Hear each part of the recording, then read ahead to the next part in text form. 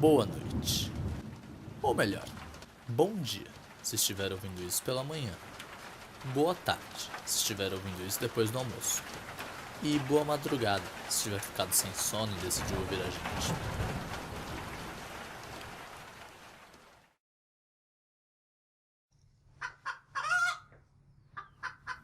Muito comuns em ambientes urbanos e rurais, as galinhas e os galos estão presentes em várias casas, principalmente na zona rural, e por diversos motivos.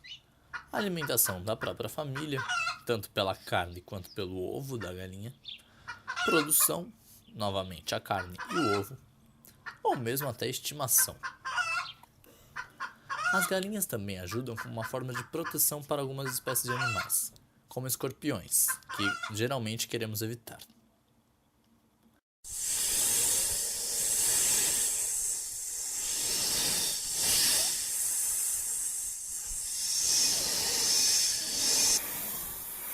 Também muito presentes no ambiente rural são as cobras, e dessas também queremos distância.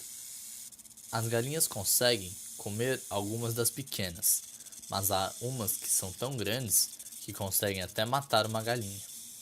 Apesar de conhecermos bem as galinhas e as cobras, não estamos nada acostumados com um monstro que é a mistura dos dois. Com o corpo e pernas de galo, um longo rabo de serpente, asas que misturam penas e escamas, ou muitas vezes se assemelhando às de morcego, e uma cabeça que tem penas e escamas, um bico com dentes afiados, e olhos de galináceos ou de répteis, a cocatriz é um dos monstros menos famosos de todo o repertório monstruoso mundial.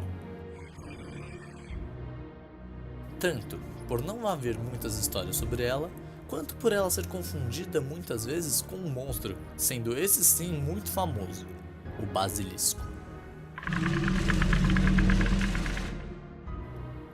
Acácio falando em mais um episódio do Gato Preto. Miau!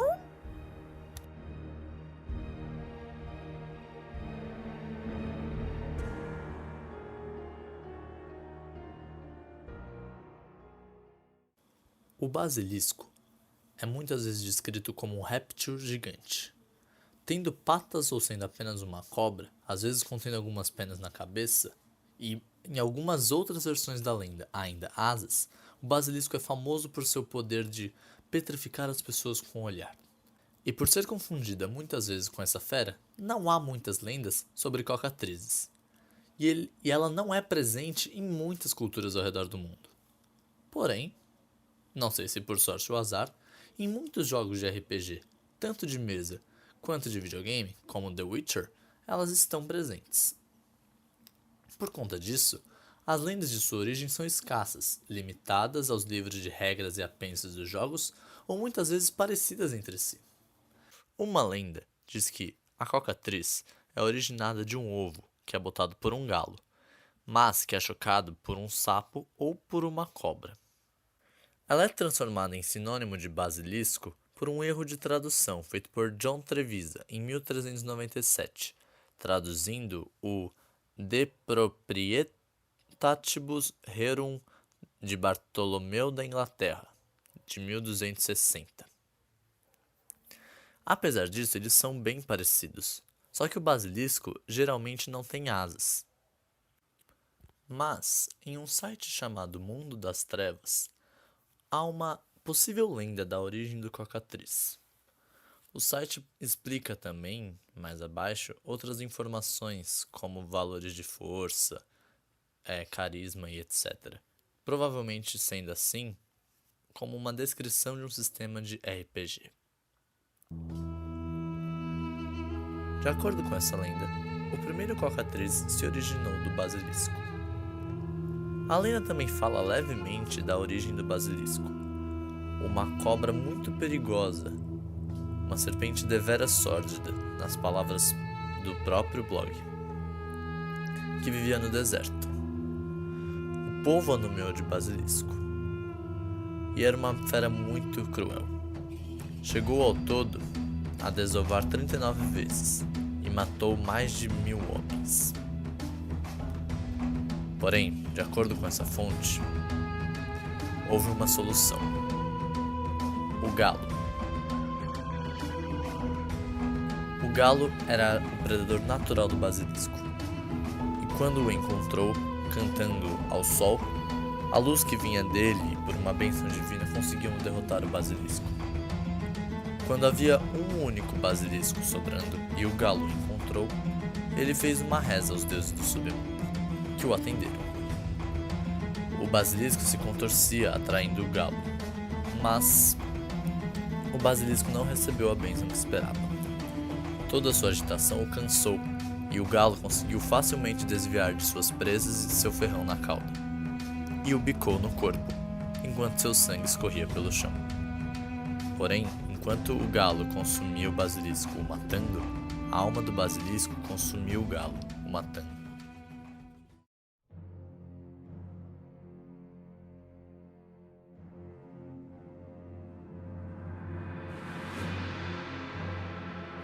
Em poucos instantes, o galo perdeu todas as suas penas. Suas asas cresceram e mudaram. Sua cauda se alongou e ganhou escamas. O olhar do galo não era mais vivo, era pálido e opaco. Algumas presas até surgiam em seu bico. E daí que nasceu o primeiro cocatriz. Dessa forma, a cocatriz tem poderes muito semelhantes ao do basilisco. Petrificação pelo olhar, uma cauda poderosa e também presas, às vezes podendo conter veneno. A lenda também conta sobre a reprodução dos cocatrizes. Ao invés de um simples galo que botou um ovo, o galo ou qualquer hospedeiro deveria ter sido picado por um cocatriz. É dito que a dor de portar o ovo dentro de si é horrível, que o ovo pode ser armazenado nas entranhas do infectado e que é expelido através das entranhas, mas pode ser por outros orifícios do corpo ou até feridas abertas, e que a agonia marca para sempre o hospedeiro.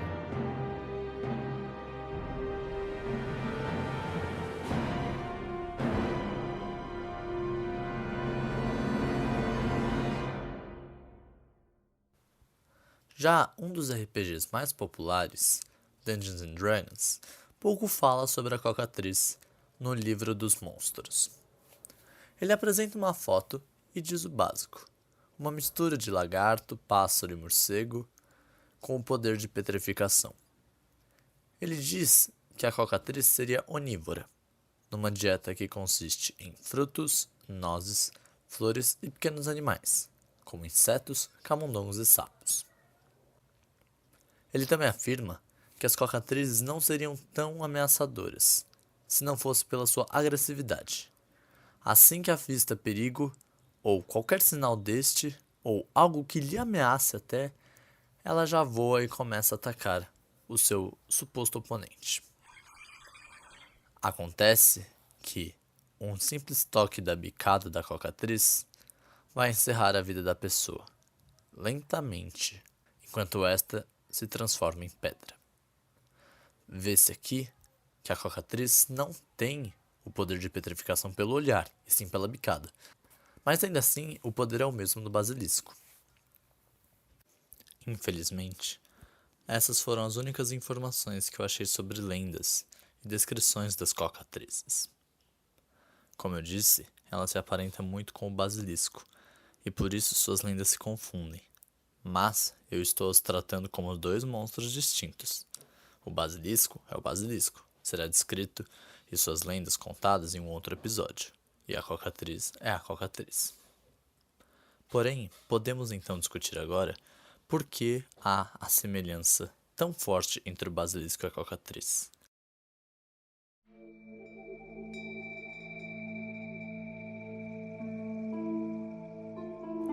Nós já conseguimos perceber que não é simplesmente um erro de tradução de John Travisa no livro em latim, que eu não vou conseguir dizer o nome de novo, pois ambos têm o mesmo poder, a petrificação. Ambos são répteis, ou têm características de répteis, então eles são muito parecidos na forma e no conteúdo. O que pode ter acontecido? Bom, partindo do pressuposto de que monstros existiram ou existem, pode ter acontecido um processo de especiação. Especiação é o processo natural de formação de espécies. processo em que criaturas com características vantajosas sobrevivem e as outras morrem é chamado de evolução. A especiação é dada em outro sentido. Uma espécie costuma ter hábitos de vida diferentes, alimentação, ambiente, enfim, e acabam por sofrer algumas variações por conta disso. Às vezes também por mutações e acabam criando novas espécies, mas no final você obtém duas espécies distintas. Pode dizer que o ancestral da cocatrizes do basilisco tenha passado por esse processo. Por algum motivo, as características de ave facilitaram a sobrevivência do ancestral em um determinado ambiente, o que originou as cocatrizes. Em outro lugar, as características dos répteis facilitaram a vida da espécie, dando origem ao basilisco. Agora, partindo para uma análise daqueles que não acreditam nos monstros e gostam mais de entender a construção da lenda. Percebemos que uma fera reptiliana com poderes de petrificação é uma figura comum, certo? Tanto que há a variação basilisco e cocatriz. E mais que isso, o basilisco é muito famoso. De fato, há filmes e jogos que usam muito a figura do basilisco, como Harry Potter e RPGs como World of Warcraft e mesmo o Dungeons and Dragons que eu comentei, mas ele já era bastante conhecido. A questão é que, conforme a lenda é contada, ela às vezes é alterada. Então, por exemplo, a lenda diz que o basilisco era uma serpente com poderes de petrificação. No livro O Livro de Ouro da Mitologia, de Thomas Bulfinch, é dito que o basilisco era uma cobra gigante com uma coroa de escamas na cabeça. Não necessariamente escamas, mas espinhos ou chifres que se assemelhavam a escamas. E se, ao invés de entender escamas ou observar escamas, um observador ou um contador de história trocar por plumas? Já muda para uma característica de ave. E daí, conforme a lenda é passada, algumas características vão mudando. E logo, quando você volta à lenda original, você pode ter um monstro completamente diferente. Como se fosse um telefone sem fio. Quando a história é passada via oral, essa situação às vezes acontece. Você pode chegar em uma versão final de um evento, de uma descrição de uma pessoa, e etc., muito diferente da original. Logo, quando você tem o bicho final, ele é uma cobra menor, com asas e pernas e até cabeças de galo. Muito diferente do basilisco. Assim nasceria a cocatriz. Esse fenômeno acontece principalmente com criaturas muito famosas. Vamos dar um exemplo do lobisomem. Ainda incerto se na lenda original o homem virava completamente um lobo ou se permanecia um meio homem meio bípede. A versão mais famosa, provavelmente, é a versão meio bípede, porque nos filmes ele aparece assim. Então, vamos pegar um outro exemplo. Os ogros. Ninguém sabe muito ao certo como os ogros eram. As cores de suas peles, seus hábitos, sua inteligência. Isso porque a sua figura é constantemente mudada de um jogo para outro, de um filme para outro. Então, conforme a lenda se espalha, as variações surgem. Isso é natural, e talvez não seja um problema. Assim, uma forma de mudar a lenda, cada um ao seu estilo. É uma forma interessante até de se analisar os monstros. As suas origens podem estar em outros monstros, assim como os filmes têm origens em livros, e muitas vezes são diferentes, certo? Porque o diretor escolhe contar a história de uma outra forma que o escritor quis. Assim, surge uma variação da mesma história. É o mesmo caso com muitos monstros. Por fim, vou contar o papel da cocatriz em Portugal. Lá, ela é um personagem folclórico mais importante, assim como Jack O'Lantern, que são aquelas abóboras com desenhos e uma vela dentro do Halloween americano. A cocatriz em Portugal é bem presente e muda um pouco de aspecto de simplesmente uma fera inconsciente para até uma bruxa. Assim, vemos que novamente há um processo de adaptação, ou melhor, uma mudança da lenda em outro país, criando uma nova versão, a cocatriz bruxa.